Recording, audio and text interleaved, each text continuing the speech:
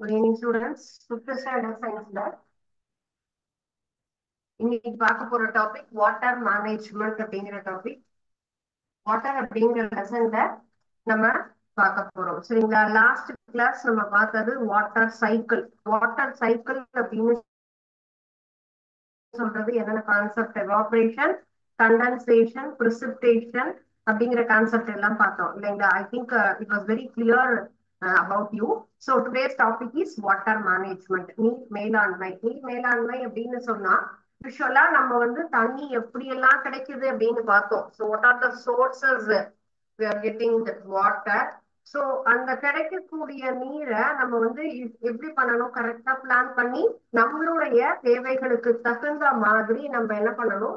அதை மேனேஜ் பண்ணணும் அப்படிங்கிற கான்செப்டை தான் நம்ம என்ன சொல்லியிருக்கோம்? மேனேஜ்மெண்ட். நம்மளுடைய தேவைக்கு நம்ம சரியானபடி அதை என்ன பண்ணணும்? உபயோகப்படுத்துதல் அப்படின்னு சொல்றதுதான். சோ உபயோகம் அப்படிங்கிற ஒரு கான்செப்ட். சரியான வழிமுறையில் நம்ம என்ன பண்ணணும்? அதை வந்து உபயோகப்படுத்தணும். சோ சரியான வழிமுறை அப்படின்னு சொன்னா தேவையில்லாம செலவழிக்க கூடாது, வீண் பண்ணக்கூடாது.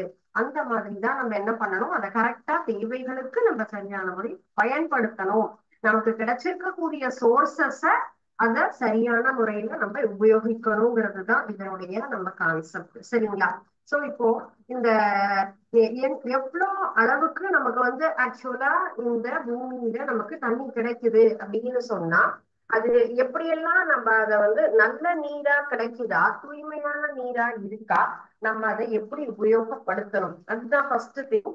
97% வாட்டர். ஓகேங்களா? ஃபர்ஸ்ட் திங், 97% நமக்கு என்ன இருக்கு?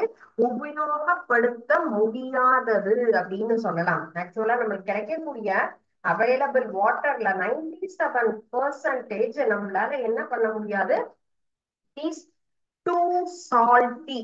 ரொம்ப மிகவும் உப்பு நிறைந்ததாக இருக்கிறது. அதிகமான உப்பு அளவு அப்படின்னு சொல்றது. சோ இந்த மாதிரி அதிகமான உப்பு இருந்தது அப்படின்னு சொன்னா நம்மளால என்ன பண்ண முடியும்? இத குடிக்கிறதுக்கோ சமைக்கிறதுக்கோ, மோரோவர் விவசாயத்திற்கும் நம்மளால என்ன பண்ண முடியாது? இத பயன்படுத்தவே முடியாது. It is not uses to. எதற்கெல்லாம் நமக்கு பயன்பாடு இல்லை? நம்ம வந்து இரிகேஷன், விவசாயம் அப்படின்னு சொல்றோம் இல்லையா, அந்த அண்ட் தென் குக்கிங், சமைப்பது, ட்ரிங்கிங். சோ இந்த எந்த ஒரு விஷயத்துக்கும் நம்மால் பயன்படுத்தவே முடியாத ஒரு பெர்சன்டேஜ்ல இருக்கிறது தான் இந்த 97. டோட்டலா கிடைக்கிறதுல பாருங்க, சாரி, மோரோவர் 97.5 எடுத்துக்கலாம். சோ 98% நம்மால் பயன்படுத்த முடியாதது. அந்த அளவுக்கு நமக்கு என்ன பண்ண முடியுது? உப்புத்தன்மையோட இருக்கு.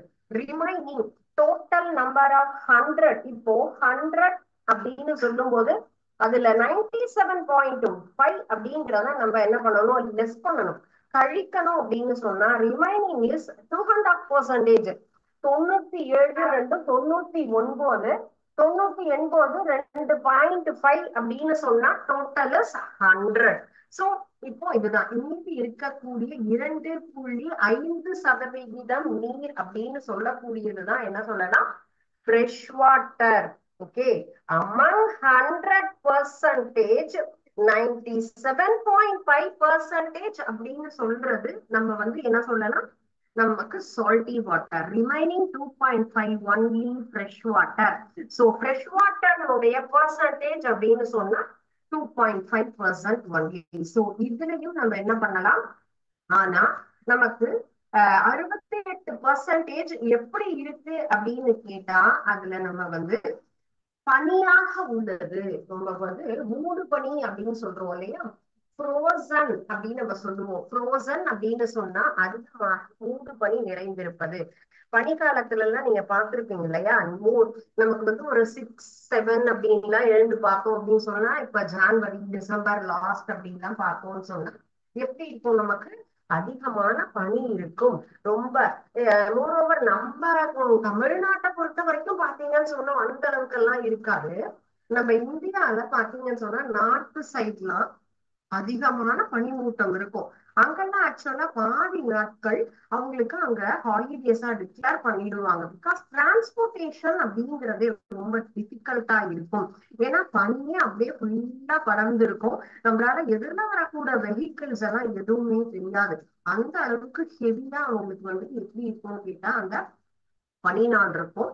எல்லாமே ஹையரா இருக்கும். வெய்ய நாள் அப்படின்னு சொன்னாலுமே அவங்களுக்கு ஹை டெம்பரேச்சர். நம்மளுடைய நாடுதான் மாடரேட் அப்படின்னு நம்ம சொல்லலாம்.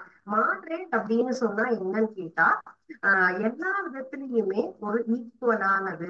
இதமான வெப்பம், இதமான மழை, இதமான காற்று, இதமான பனி, இந்த எல்லா வகையான சீசன்லையும் நமக்கு எல்லாம் நார்மலா இருக்கும். நம்மளால பேக் பண்ணிக்கக்கூடிய அளவுதான் இருக்கும். நம்ம வெளியில போனாலே சன்ஸ்ட்ரோக் வந்துரும் அப்படிங்கிற மாதிரி கண்டிஷன் கிடையாது. மழை நாள்ல நமக்கு அந்த மாதிரி ரொம்ப அதிகமான வெள்ளப்பெருக்கு அப்படின்னும் கிடையாது. ஏன்னா நிறைய பாத்தீங்கன்னு சொன்னா வடக்கதான் அந்த மாதிரி எல்லாம் இருக்கும். பிகாஸ் அது வந்து சீதோஷ நிலை. நமக்கு அங்க இருக்கக்கூடிய அட்மாஸ்பரிக் சுச்சுவேஷன் அப்படி இருக்கும். ஓகே. சோ அமங் திஸ் இதுல நம்ம பாக்குறோம்னு சொன்னா 68%ல நம்ம இந்த 2.5ல 67.7 ஃப்ரெஷ் வாட்டர் அப்படின்னு சொன்னா எந்த கண்டிஷன்ல இருக்கு அப்படின்னு சொன்னா ஃப்ரோசன் ஐஸ். ரொம்ப ஐஸ் ஆகப்பட்டது. பனி என்பது மூடு பனியாக நமக்கு இந்த மாதிரி இருந்தா உருகி வந்தாதான் நம்மளால பயன்படுத்த